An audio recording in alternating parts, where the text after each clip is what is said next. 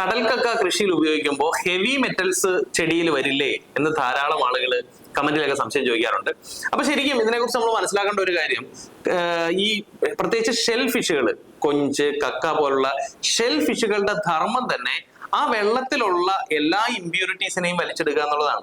അത് കക്കയായാലും കൊഞ്ചായാലും കായലിലുള്ളതാണെങ്കിലും കടലിലുള്ളതാണെങ്കിലും ഒക്കെ ഇവരുടെയൊക്കെ ധർമ്മം എന്താണ്? അവിടെയുള്ള ഹെവി മെറ്റൽസിനെ മുഴുവൻ വലിച്ചെടുത്ത് ആ വെള്ളം പ്യൂരിഫൈ ചെയ്യുക എന്നുള്ളതാണ്.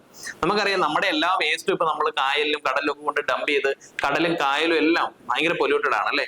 പക്ഷെ ഈ കക്കയിൽ ഇത് വരുമോ, അല്ലെങ്കിൽ നമ്മൾ ഉപയോഗിക്കുന്ന ഷെല്ലിൽ ഇത് വരുമോ എന്നുള്ളതാണ് നമ്മൾ പരിശോധിക്കേണ്ടത്. ശരിക്കും ഒരു കക്കയ്ക്ക് അല്ലെങ്കിൽ ഒരു ജീവിക്ക് അതിന്റെ ഷെല്ലുണ്ടാകുന്നത് ആ ജീവി ന്യൂട്രീഷൻ എടുത്തതിന് ശേഷം അത് ശരീരത്തിൽ നിന്ന് പുറന്തള്ളുന്ന കാൽസ്യം കാർബണേറ്റ് ആണ് ഇതിന്റെ ഷെല്ലായിട്ട് മാറുന്നത്. അപ്പൊ കക്കയായാലും കൊഞ്ചായാലും ഏത് ഷെൽഫിഷ് ആണെങ്കിലും അത് കടലിലെ ഹെവി മെറ്റൽസിനെ വലിച്ചെടുക്കും. പക്ഷെ അതിന്റെ ശരീരത്തിലെ ആ സോഫ്റ്റ് ബോഡിയിൽ മാത്രമേ ആ ഹെവി മെറ്റലിന്റെ ഡെപ്പോസിറ്റ് ഉണ്ടാവുകയുള്ളൂ. ഒരിക്കലും അതിന്റെ ഷെല്ലിലേക്ക് വരുമ്പോൾ ഈ ഡെപ്പോസിറ്റ് ഉണ്ടാവില്ല. അപ്പൊ അതുകൊണ്ട് കായൽക്കക്കയും കടൽക്കക്കയുടെ ഒക്കെ ആ ഷെല്ല് കൃഷിയിൽ ഉപയോഗിക്കുന്നത് വളരെ സേഫ് ആണ്. അതിനകത്ത് ഹെവി മെറ്റൽ വരാനുള്ള സാധ്യത വളരെ വളരെ കുറവാണ്. അപ്പൊ അതുകൊണ്ട് തന്നെയാണ് ഈ കക്കയുടെ ഷെല്ലിന്റെ കോട്ടിങ്, അതായത് എന്താണ് പച്ചക്കക്ക എന്നൊക്കെ പറയുന്ന നമ്മുടെ കൃഷിയിൽ ഉപയോഗിക്കുന്ന അതിന്റെ തന്നെ പ്യൂരിഫൈഡ് ഹോമിയോയിൽ നമ്മൾ മെഡിസിൻ ആയിട്ട് ഉപയോഗിക്കാറുണ്ട്. മെഡിസിൻസ് പ്രിപ്പയർ ചെയ്യാൻ വേണ്ടിയിട്ട് ഇപ്പൊ ഹോമിയോ മരുന്നുകൾ നോക്കിയാൽ കൽക്കേരിയ ഫ്ലൂറിക്ക, കൽക്കേരിയ ഫോസ്ഫോറിക്ക, ഇതുപോലുള്ള മെഡിസിൻസിനൊക്കെ വേണ്ടിയിട്ട് ഈ കാൽസ്യം നമ്മൾ ഉപയോഗിക്കാറുണ്ട്. അപ്പൊ കൃഷിയിൽ കക്കാപ്പൊടി ഉപയോഗിക്കുന്നത് വളരെ വളരെ സേഫ് ആണ്. പിന്നെ ഇതിനൊരു സാധ്യത എന്ന് പറയുന്നത്, ഇപ്പൊ നമ്മൾ പാറപ്പൊടികൾ എടുത്ത് കൃഷിയിലേക്ക് ഉപയോഗിക്കുമ്പോൾ അവിടെ ഹെവി മെറ്റൽസ് വരാനുള്ള ഒരു വലിയ സാധ്യതയുണ്ട്.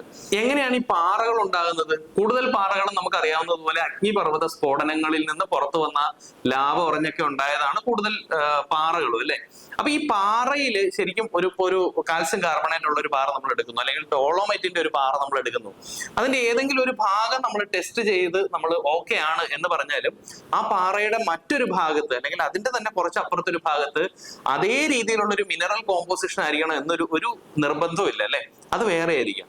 അപ്പൊ പാറ എന്ന് പറയുന്നത് ജീവന്റെ തലത്തിൽ നോക്കിയാൽ ഏറ്റവും താഴെ നിൽക്കുന്ന ഒന്നാണ്, അതായത് മണ്ണിനേക്കാൾ താഴെ നിൽക്കുന്ന ഒന്നാണ്. ആ പാറ പൊടിഞ്ഞിട്ടാണ് പിന്നീട് മണ്ണുണ്ടാകുന്നത്.